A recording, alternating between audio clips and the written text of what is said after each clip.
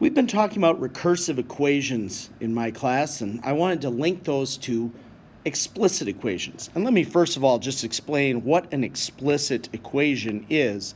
An explicit equation oftentimes is one that's written like y equals, and you've got, an equation over here that has one variable in it. So an explicit equation is one that has an independent variable, like something that you put into the equation and it gives you an answer out. And what's nice about this is that unlike a recursive equation where if I said, okay, we're starting with 4, and then to get the next term we just subtract 2, if I said, well, find the 50th term, this could be kind of a hassle to do, right, to have to create this. Whereas an explicit equation gives us the equation in a way that if I say find the 50th term, we simply plug 50 into our equation and we're right there. And that's really helpful to be able to do. So I wanted to link these things together. First thing I want to do is I want to just think about the graph of this. So I'm starting with 4, notice 0. So starting with 4, and we're subtracting 2. So I'm going to start here at 4, that. And then the next term, of course, if I subtract 2, the next term would be 2. And if I subtracted 2 again, it'd be at 0. And then negative 2. So you can see I'm just subtracting 2 every time. And I'm running off. Okay. This is the recursive kind of sequence here. This is what I've graphed.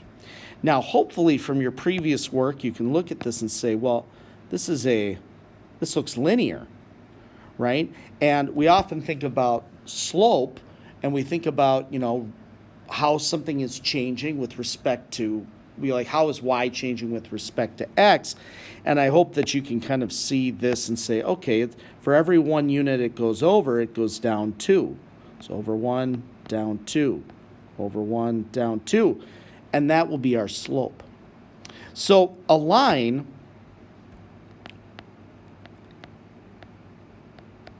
written in the form mx plus b, which is what I'll put right now. M is the slope. B is the y-intercept. Well, the y-intercept is our starting value. So that's going to be 4. And in this case, our slope was negative 2. Like that. So you can see how the pieces from our recursive equation, our starting value and our y-intercept, our decrease and our slope, you can see where they show up in both equations. Now, one thing I do want to kind of caution you on here is these are not exactly the same. And what I mean by that is that if I were to connect these points, I'm going to do my best to do that just by hand. Like if I were to connect these points like this and make a line, okay, that line that I just drew, that I highlighted in yellow, that is this line right here. But the individual points, that is the sequence, okay? So if I can just kind of draw this line here, the points are given by the recursive sequence. But the actual line, the entire line, that whole thing up and down, that is the explicit equation. Now, what's the difference?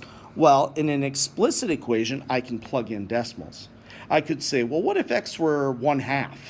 Well, negative 2 times 1/2 is negative 1 plus 4 is 3. So negative 1, 3, right there.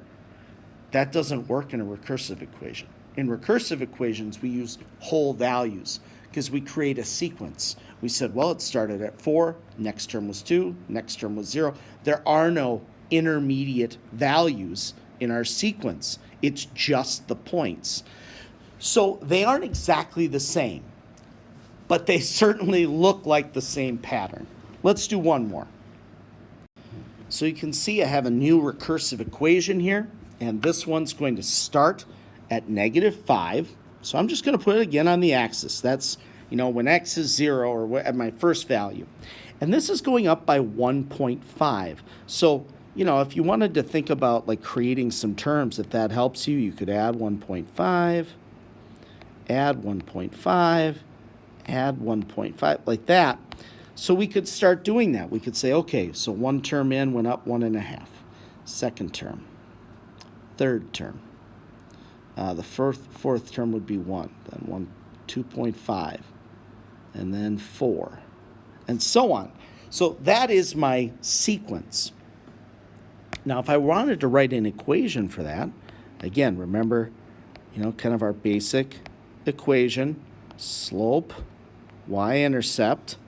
So I'd say, well, it intercepted at -5, and the slope was positive this time, positive 1.5. That's what was happening for every one move in x. So let me just connect with that blue, and then maybe I actually have it color coordinated. So you can see the red is my sequence of points. So that's the recursive equation, and my blue is my line. Now I'm only dealing with arithmetic sequences here. An arithmetic, just as a reminder, is when you have a recursive equation that's adding or subtracting, and that links up to a line. By the way, if you prefer to just put -5 instead of plus a negative, you could. Geometric, where we multiply, would link up to a different type of equation. So I'm just sticking with recursion. That's arithmetic here. But that will, again, when we write an explicit equation, that will help us, or that will give us a line.